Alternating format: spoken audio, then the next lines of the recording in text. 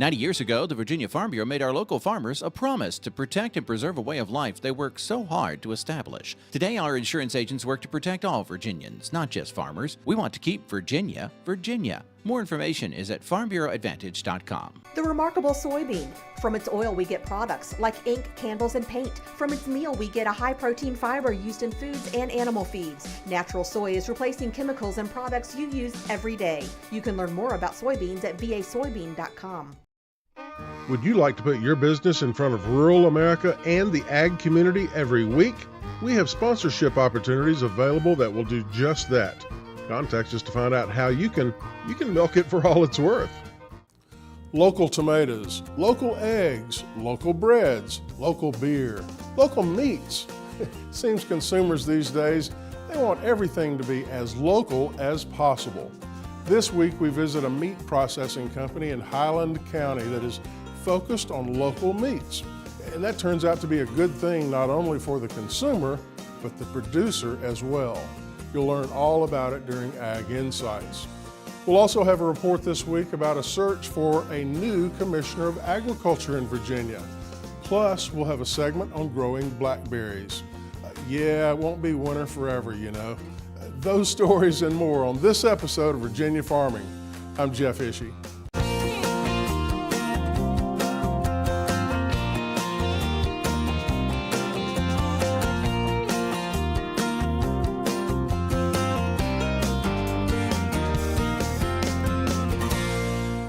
The Commissioner of the Virginia Department of Agriculture and Consumer Services recently announced her retirement.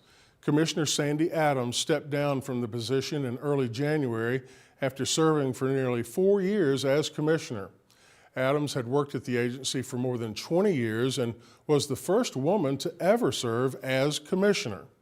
Looking back on her accomplishments, Adams said she was especially proud of the significant increase in agricultural exports during her term. State officials say the search for a new commissioner is already underway. Well, technology is changing everything we do in agriculture, including raising cattle. Bob Severa has the story from the American Angus Association. Are things always what they seem? For ranchers Jim and Melissa Moore, confidence rests in technology. We just have so many more tools now to look at with data than we did with just using our eyes. And Jim has always kept copious records. So generations back, he could tell you a lot about our cattle, but everything he could tell you was from looking at the cattle on the outside and looking at their offspring and what, how they produced on the outside. On top of live evaluation, the Moores lean on data to lift their herd above the rest. But now we actually have ways of validating that, the product that we're selling that's ending up in the grocery store is the best it can possibly be. And we're working, with every bit of data that comes back to us, Jim's pores over that. And, we make even better decisions, more data-driven decisions than we were ever able to do prior to this. That matters to Melissa, who's an educator, a wife, and a mother. Not only in just the connections we've been able to make with people that are resources through Certified Angus Beef, whom we really feel has helped us elevate to a higher level of productivity. Not just that sense of pride, but in knowing what we are selling is a good, healthy product for other families to benefit from. That's led to more money at harvest time and even more motivation to improve their aim. And if we don't hit that mark, then, we're not doing what we need to be doing for the consumer. So if every one of our cattle don't hit Certified Angus Beef, then we're making adjustments because now that's our mark, so to speak, that we're aiming for. It's technology that gets them there. I'm Bob Cervera. Well, a Virginia farmer has set a new world record for corn production. The results of the National Corn Growers Association annual yield contest indicate David Hula of Charles City County came in with a verified yield of 542 bushels of corn per acre last fall. Hula was growing Pioneer variety P1197AM, and he competed in the no-till, strip-till, irrigated category. By the way, only 5 farmers in the nation exceeded 400 bushels per acre in the contest this year. 3 of those 5 were in Virginia. Well, one of the leading trends over the last decade has been the farm-to-table movement. People really do want to know where their food comes from. This week, we take a look at a unique operation in Highland County, Virginia, called Allegheny Meats. It's coming up next during Ag Insights.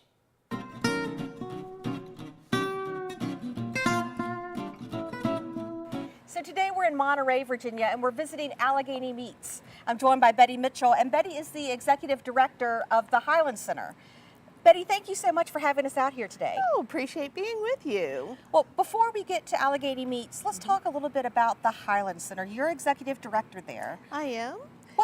What is the Highland Center all about? We are a catalyst for economic and cultural development in Highland County, and that was our role in bringing the Ag Center forward many years ago. That was our involvement. Okay. Now, Allegheny Meats has been here for how long? It's been in operation since April of 2012. Okay.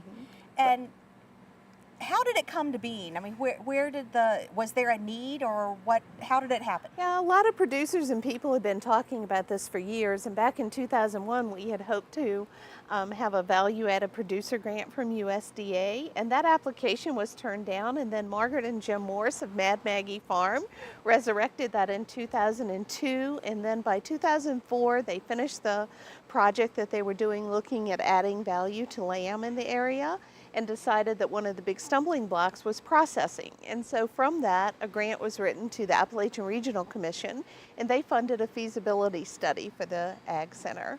Okay. So is this the only facility of its type in this area? In the 4-county area, which is really the region in which we're working, which is Bath and Highland in Virginia and Pocahontas and Pendleton, West Virginia. Okay. Yeah, so within that 4-county area it is. So I'm sure there was a big need here. There absolutely was. I mean, you came over the mountains today from Harrisonburg on 33, and you know the twists and turns. Right. So when you're thinking of animals being taken to the valley, which was the alternative for slaughter, it's quite a long drive for a live animal. So it's great to be able to have the processing here for the farmers. It is. So is that what was happening before Allegheny Meats came to be? Was everybody hauling their animals across the mountain? Yeah, and most people were selling as a commodity. My husband and I have a very small sheep farm. We have about 30 head, but anytime we wanted to have anything processed, it was really a day off work to go and take the animals over and wait and we had to bring the head and hide back. So, I mean, now living 5 minutes away, it's something you can do on the way to work. Absolutely. That's wonderful. Well, I want to talk a little bit about the Highland Center's role with Allegheny Meats. You helped get it started. We did help get it started. What is your role now? We are now working and trying to do more with marketing so that the facility is fully utilized. You'll be going inside and seeing all the wonderful resources here, and we want to make sure that people are using it to its fullest capacity. So we have recently received a marketing grant from the USDA that will be a 2-year time frame that will be able to really highlight the farmers, let people know where to buy meats that are being processed here, and help develop a market beyond the 4-county region, because obviously Right. population centers outside of these mountains are where we need to be sending more meat to really grow the economy. Absolutely. And that website is called? We have one called Faces of Farmers. Faces of Farmers. Yeah, and that gives you the ability to see who's processing lamb, beef, hogs, whatever you're looking for. Right, right. Getting to know where your food comes from. Absolutely. Great. Well, I think we're going to go inside and look for Caroline Smith. She's going to tell us about more of what's going on here. Right. Thank you so much, Amy. Thanks for talking to us, Betty. Bye-bye. So we've caught up with Caroline Smith, and Caroline, you are on the board of managers for Allegheny Meats, correct? That's true, I still am. So here we are in the actual production room. We've got carcasses hanging behind us. Tell us a little bit about the services Allegheny Meats provides. Allegheny Meats provides USDA inspected meat, and we also we process meat, and then we process meat for home use. We do a wide range of animals. We do goats and lambs, pigs, bison, and beef. So there's always a lot of change going on every day in what we're doing. Okay. Now you guys haven't been open for that long, just a few years, but what are some things, how have you grown since the inception of this facility? Well, one of the things I think is most exciting is that a number of producers have moved into selling meat as a business of their own. And so we weren't sure when we started what our percentage of USDA and home use meat was going to be. But certainly in lamb and pork and bison, that's almost all USDA. And I would say about half of our beef is now. And so that's meat that's being produced, and then the person who raised the beef is earning extra money by selling it directly. Okay, I want to talk a little bit about USDA because that really plays a big role here. Right. Because you are USDA inspected. Correct. So everything that comes out of the door. So explain to me why that makes a difference. Why does that make a difference for our farmers who are raising beef and lamb and bison? Well, USDA means that we have a trained inspector who comes here and watches the animals at every step of the way. He watches them get off the trailer, he watches them load in before they're slaughtered, he watches to make sure that everything is clean and that the animals are treated well. Here in the processing room, they check the equipment constantly to make sure that we don't do anything to hurt anybody with the meat that comes out of here. Okay.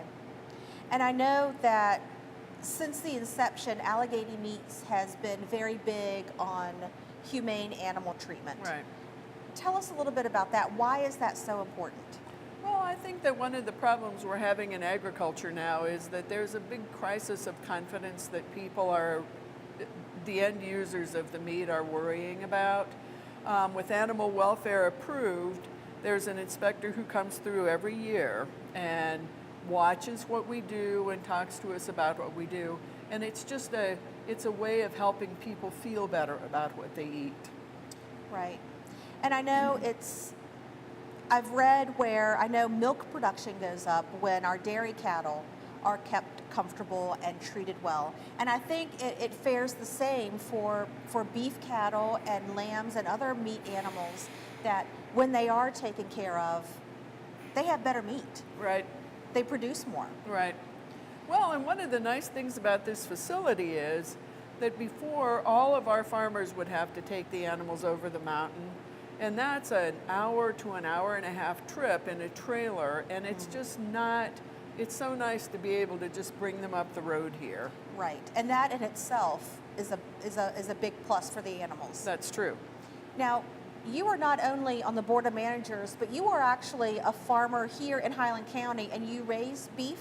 I do. So tell me a little bit about that. Well, once I knew that Allegheny Meats was going to be built, I switched from raising cattle to raising beef. Actually, through the Animal Welfare Approved program, I found a butcher in the Washington, D.C. area who was making it his goal to sell only Animal Welfare Approved meat.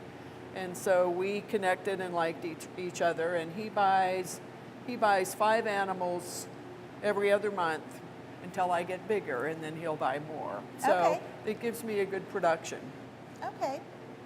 I want to talk a little bit about what comes out of Allegheny Meats. Now, you do not have a retail store as of yet. Is that something that might be in the future? We have permits we have permission from the county to have a retail store.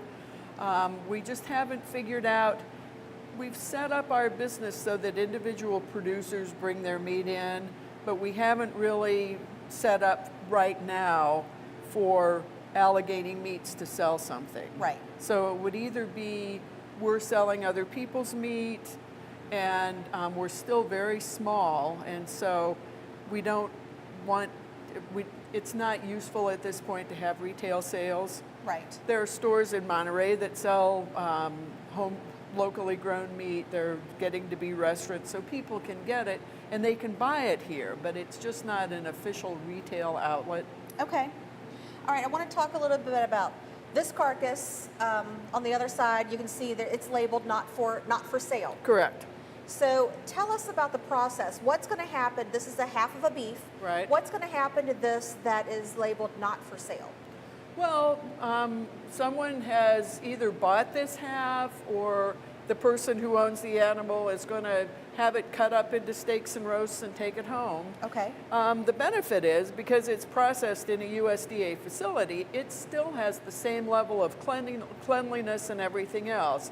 It's just that because it's for home consumption, it is not inspected. It doesn't Okay. have to be inspected. All right.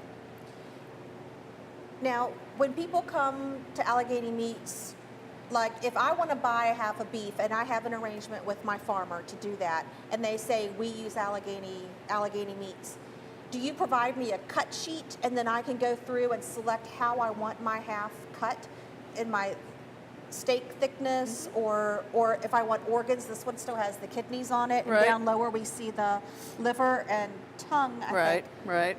And so you can, do you provide a sheet for those folks to do that? We do, and it's nice because our office manager is named Troy Sneed, and she works with every customer because many people haven't had a beef cut up before, so or anything, and so she explains every cut of meat, and so when the customer and Troy have agreed, then we cut it up according to their specifications, because we're a custom facility. Right. And then everything is packaged. Now, do you package in white paper or do you vacuum? We do vacuum packing. Okay.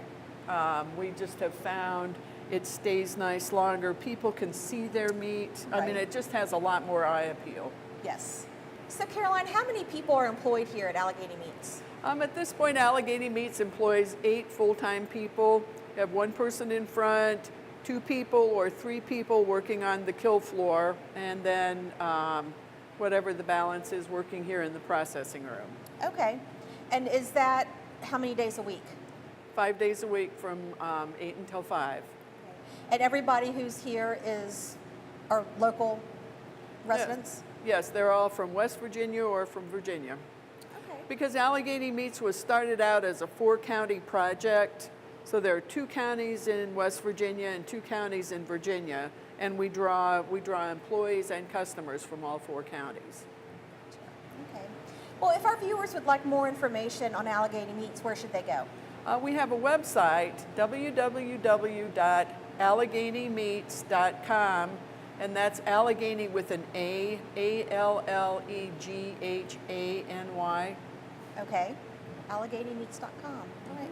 Well, thank you so much for having us out here today. It's been really enjoyable, and we've got some beautiful cuts of meat here that are, well, they're going to end up being beautiful cuts. That's true. Right now, they're just pretty carcasses. Absolutely. So, well, thank you for coming. We're always, we would like to tell as many people as possible that we're here and that we do great service. I think you do. It looks like a very well-oiled machine. Thank you. We'll be right back.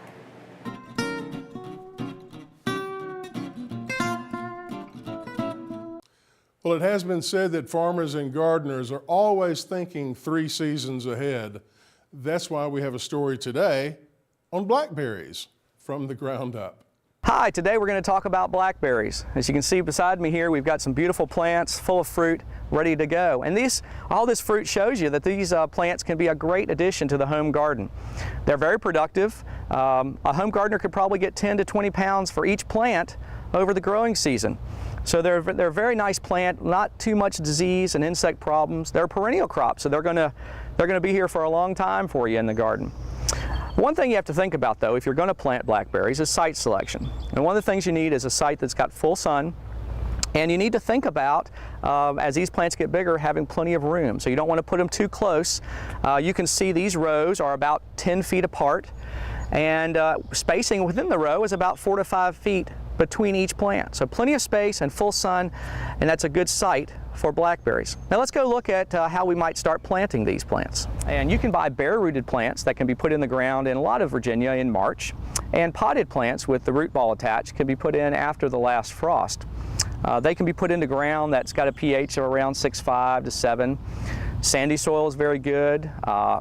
Heavier soils, if you can amend it with some organic matter, will do very well for blackberry. Blackberry plants can require a lot of water throughout the season, and this is one way to irrigate or provide water through this drip irrigation line. Water comes down here and drips out right at the base of the plant.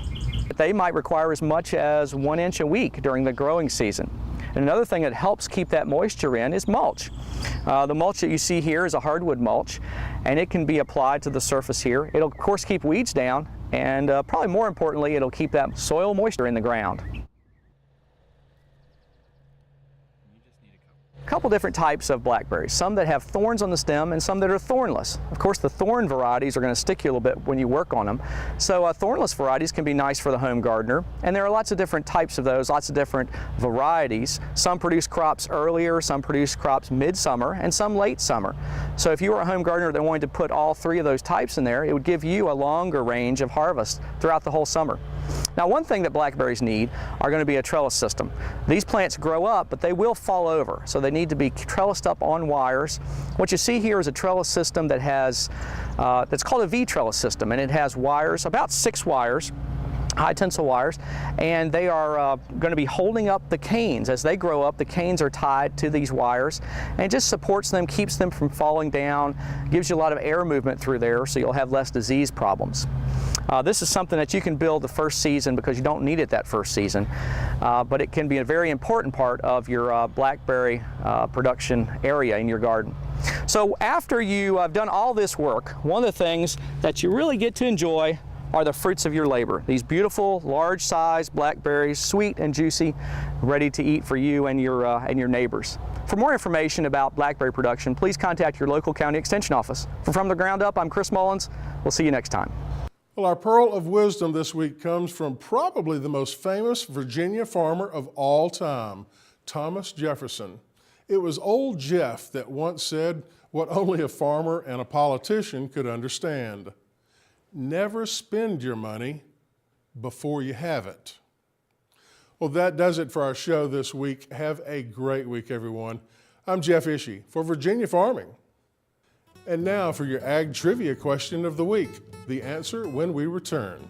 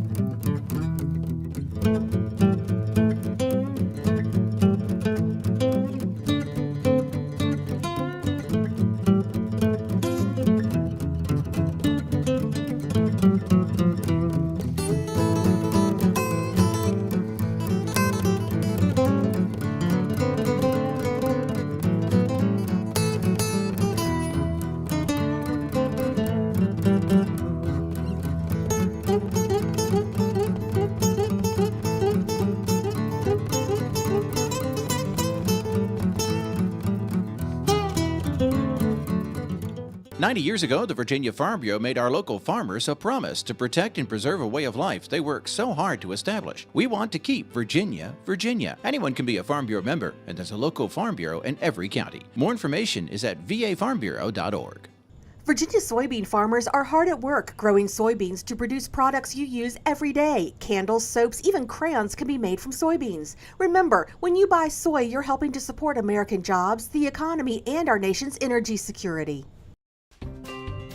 Would you like to put your business in front of rural America and the ag community every week? We have sponsorship opportunities available that will do just that. Get in touch with us to hatch a new plan.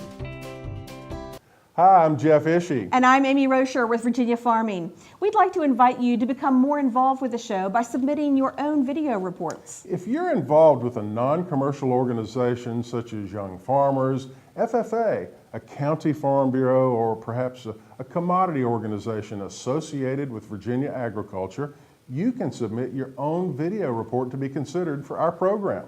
Video reports should be 60 to 90 seconds and recorded in high definition.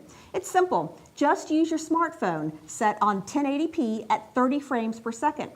Always shoot in the horizontal mode and keep the background noise down if possible. And the file format should be MOV or MP4. And then just send us a link so we can download it here at our studios. It's just that easy. In 60 to 90 seconds, tell us what's going on with your organization and how it relates to Virginia agriculture. Contact us about specific video requirements at our website, virginiafarming.com. We look forward to seeing your video reports on Virginia Farming. The top county in Virginia for total overall corn for grain production, Accomack County on Virginia's Eastern Shore.